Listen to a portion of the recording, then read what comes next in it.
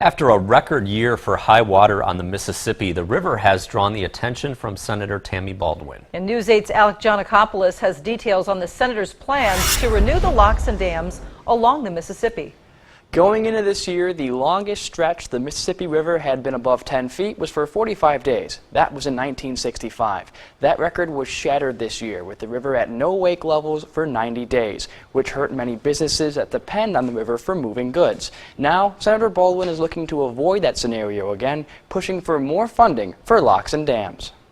Built in the early 1930s, the locks and dams that line the Mississippi River have helped reduce flooding for nearly a century. It is showing some wear and tear. Recently, the U.S. Army Corps of Engineers has focused work on repairing and maintaining locks, spreading themselves thin to fully maintain the dams. We haven't been able to do the maintenance of those, the painting, blasting of the gates to keep that steel in good condition. Having proper dams to help keep the river under control doesn't just help people enjoy the Mississippi, but it helps farmers sell crops after a hard year.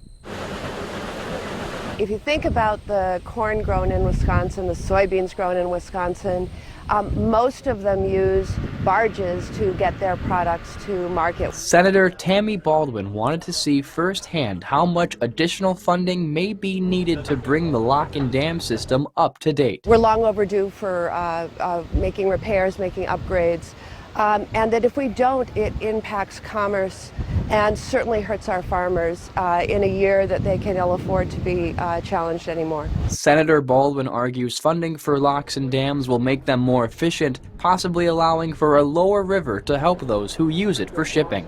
It's very important to have all of our fertilizer and nutrients for our fields and everything, and that comes up the river. And after a hard year, farmers would appreciate any help they can get. It's just been a tough year, and things kind of just get piled up on us.